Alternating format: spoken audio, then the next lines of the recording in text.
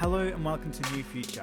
And in this episode, we're going to tackle one of those questions that I hear a lot of, and we're going to tackle it head on. And I'm going to try and explain exactly how the system works so that you can understand it better. And the question is, how do the rich pay less tax? And how you can too. I should say straight up here, it's actually not tax avoidance. Tax avoidance is illegal. So don't ever try and avoid paying tax. Tax is a part of life. It's part of our system that we all live in.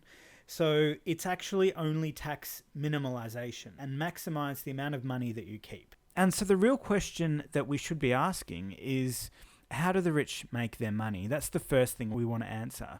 Because without knowing where their money comes from, we can't really answer the question about this tax that we hear a lot of. Here's an article from 1 year ago, and it's about Jeff Bezos, the creator and the CEO of Amazon. And the question is this: why doesn't Jeff Bezos pay more tax instead of launching a $10 billion green fund? Now, if you want, you can read this article yourself. I'm not going to get too much into that. I'm just going to use this as an example of one of those things that we hear a lot of people talk about. But to really understand why they don't pay much, it's not like the government decided one day, oh, we're just not going to charge you. That's not how the system works. And I'd like to explain exactly how that works in this video. Now, before we begin, I'm not a tax expert. I'm not going to pretend to be. So this is a disclaimer right here. I am not an expert at this. So always go and seek professional advice. This is for entertainment purposes only. Now I've said that, we're all on the same page. You listen to this, but don't listen to me. All right, let's begin.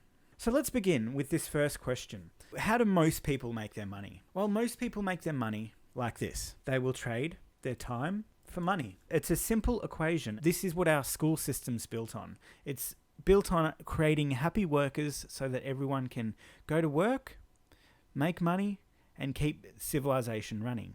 And it's not a bad way of making money. For majority of people, this is a great way. And for most people, this is the only way. And obviously, we all have to start somewhere. So this is a great way to start building your wealth. So you go to work and you go home, and in return, you're reimbursed by the employer with a certain amount of money, depending on what skill sets you've got or what sort of job role you're involved with. But what are other ways of making money? If we're talking about an individual, there's two ways. A, they can start a business, like Jeff Bezos or Elon Musk or anyone who's gone ahead and created a business, and they grow their wealth from growing their business. And that's the first way of creating wealth. But in most cases, it's not readily available cash as we're used to. And I'll discuss this a little bit further, but before then, I'd want to mention the other way of making money. The other way is investing. It's stocks, it's real estate, it's anything like that. The bar's so easy to get involved now with any investing. It's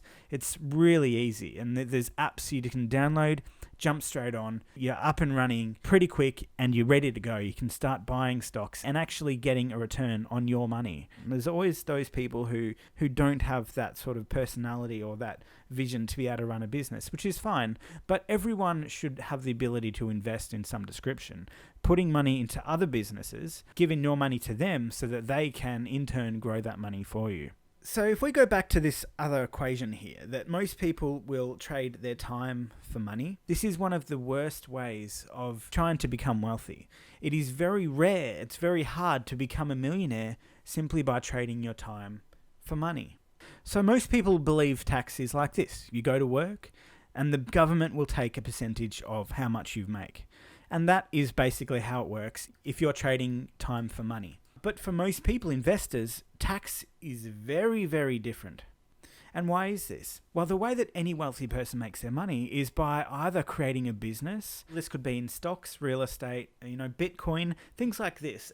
Things that you have put your money into, and you are hoping that, for instance, it's stocks, and you hope the shares over time will grow because you believe in the business and you think they have a good chance of going up. In real estate, you're hoping that you can buy in a great location where there's plenty of demand, but there isn't a lot of stock on the market.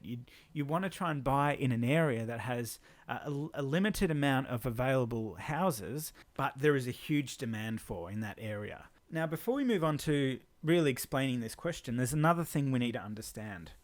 What is our net worth?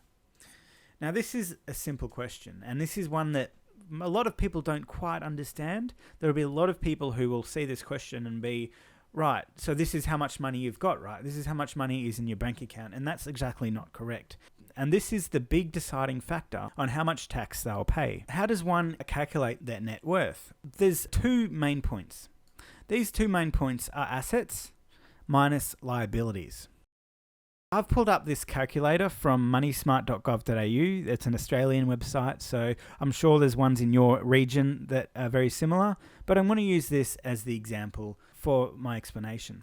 So the first thing we've got here is our assets, what you own. So this can be things like your home. So if you own a home, we've got properties and land, so other properties. So if you've got investment properties, superannuation. So here in Australia, we've got what's known as superannuation. You might have something similar in your country. For instance, you got 401k in America, which is similar, not 100% the same. 401k, that is an optional extra on your wage. And here we've got superannuation. And this is why we're currently sitting at number 2. We were number 1 in the world for highest median wealth, is because of our superannuation and the money that we do have to our name in this country. We've got trusts. So if you've been given a bunch of money in the form of a trust, or you've actually created a trust yourself where money lies, that can also go here. We've got shares. So if you own any stock, other investments. So have you invested in anything else like Bitcoin, or you've got some gold or something like that? Put those in there. Your savings. So how much have you got in savings in your bank account? Then you've got value of a business. So again, if you own a business, what is that business valued at? If you were to sell that business at any stage, what do you think someone will pay to take over that business effectively? And then we've got car, boat, caravan. Now, I actually think they're probably one of the worst investments possible, and I'll explain that probably in a future video, why I don't see cars, boats, or caravans as investments, but that's a discussion for another day. Now let's move over to our liabilities. So here we've got our mortgage. So the mortgage is effectively the loan that is on a property, and over time you're paying this down. So if you've got a mortgage on a home, you'll own a percentage of that house, and the bank will own another percentage of the house, depending on how much has been paid off over time. It is the value of the property minus any of the mortgage owed on that property. That's really how you calculate how much of that property you actually own. If you were to sell that home and you were to pay off that mortgage, whatever's left on the mortgage, how much at the end of the day is left over. Mortgages aren't a bad thing. This gives you the ability to leverage money that you don't actually own, so that over time you can pay these down and you're actually going to make more money because of it. For example, a mortgage might be at, let's say, 3%, and that's how much a year you're going to be paying. But that property might be increasing 7, 8, 9% a year. So you've actually made a profit of potentially 5% at the end of the day. So that's nothing to be sneezed at. Using someone else's money to make more money, that is a benefit that if you've got the ability to do, it's actually a good thing. As long as you're putting that mortgage into the right places, if you're putting into investment property, for example. We've got personal loans. This is the bane of existence. If you've got a personal loan, you want to get that paid off as soon as you can. The interest rates are usually huge. Get that paid off. How much is owed on that? So if you've got a $2,000 owed on a personal loan, then that's going to be deducted from your net worth. And then we've got a bunch of other things. Let's speed this up. So we've got car loan, investment loan, student loan, credit cards, again, bad debt, don't want to talk about that, hire purchase, interest-free loans, and business loan. Let's go back to our formula. Now we've got an understanding of what falls under each. We've got our assets and liabilities. So you notice when we calculate someone's net worth, we're actually not talking about how much they make. We actually don't care how much they make. That's actually not anything to do with this at all. Really, it's all about how much assets do you have to your name and how many liabilities do you have also. You want to try and minimize the amount of liabilities you've got and increase the amount of assets you've got. And that's how you calculate your net worth. So now let's get down to the nitty-gritty.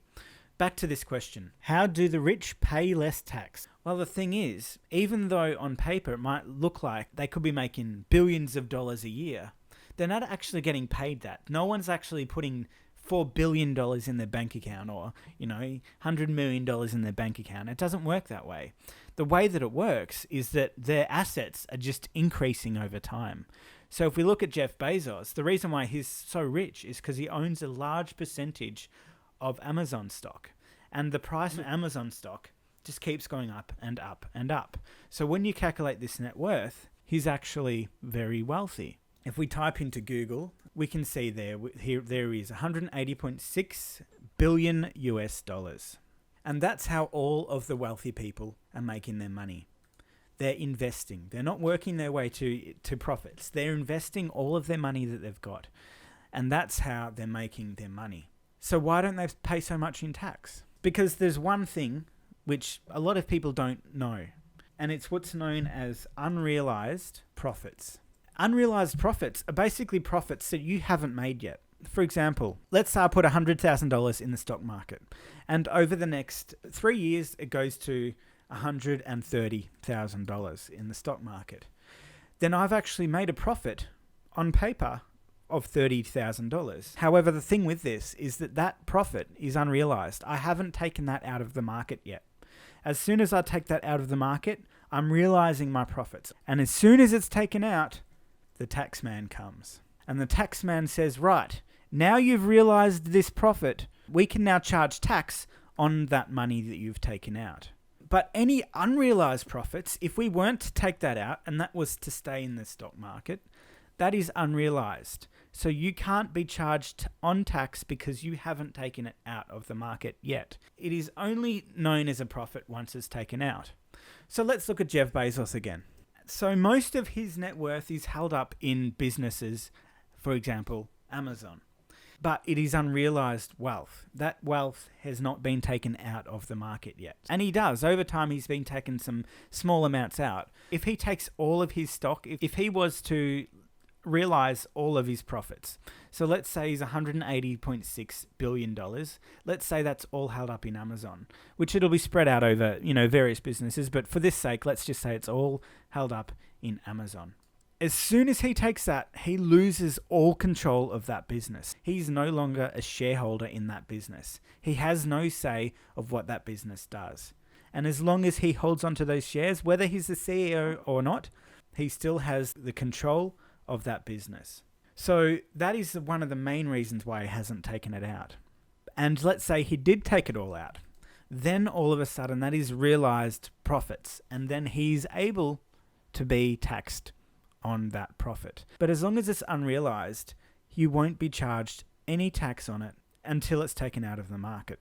So with that said, now we've gone through how this all works. Hopefully you now understand that a lot of the people who has high net worth, even though they do, a lot of it's unrealized. And if they did take it all out tomorrow, then they can be charged tax on that amount. So this thing that we like to see, that he's worth this much, but he's not paying much in tax, well, it all depends on where the money's coming from.